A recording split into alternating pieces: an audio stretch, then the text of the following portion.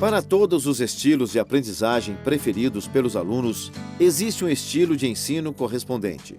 Ou seja, para cada maneira de perceber, receber, organizar, processar e compreender uma informação, transformando-a em conhecimento, há uma forma correspondente de definir, apresentar, organizar, ajudar no processamento e na compreensão de um conteúdo na hora de ensiná-lo. A relação é direta, de tal forma que as aulas possam ser planejadas para utilizarem metodologias de ensino que, em cada conteúdo proposto, atendam ao maior número de estilos possível. Variações de atividades que podem amenizar muito o desencontro entre os estilos de professores e alunos. Veja. Na dimensão da percepção, para os alunos sensoriais, o conteúdo deve ser concreto, enquanto para os intuitivos, o conteúdo deve ser abstrato. Isso quer dizer que, em uma mesma aula sobre um dado conteúdo, este deverá ser proposto tanto de forma concreta como abstrata.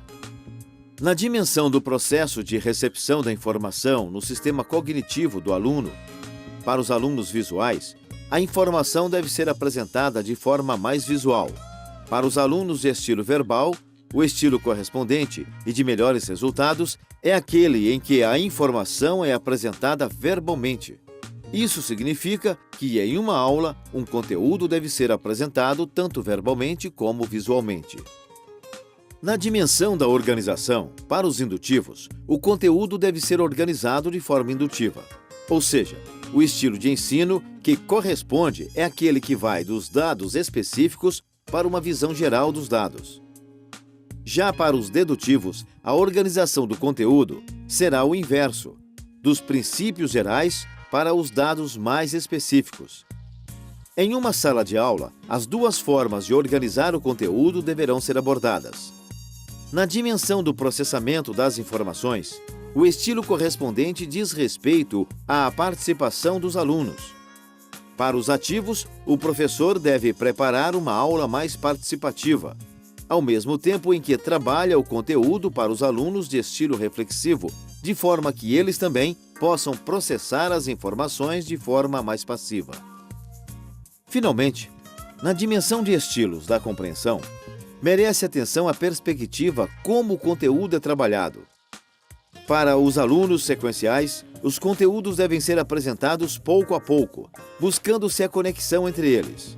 Para os globais, além da abordagem passo a passo, deve-se buscar o maior aprofundamento do conteúdo, para que eles possam associar uma maior quantidade de informações.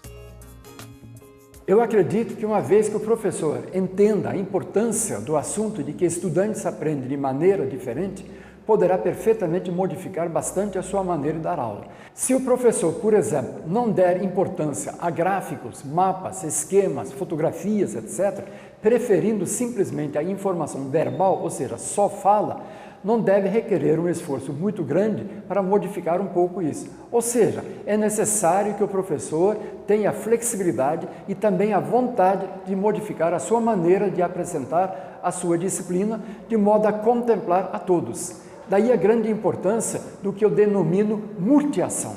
Ou seja, o professor deve usar de múltiplas estratégias de ensino. Vejamos alguns exemplos. Estabeleça a relevância e providencie aplicações para todos os assuntos da disciplina. Antes de apresentar material teórico, providencie exemplos gráficos do fenômeno que a teoria descreve ou prediz, atendendo a estudantes sensoriais, intuitivos e globais. Equilibre informações concretas, tais como fatos, observações e dados, atendendo a estudantes sensoriais. E informações abstratas, tais como princípios, teorias e modelos, atendendo a estudantes intuitivos, em todas as disciplinas.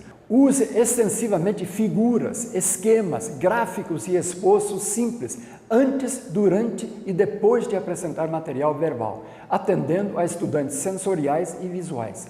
Use apresentações multimídias, providencie demonstrações, atendendo a estudantes sensoriais e visuais. Mão na massa, se possível.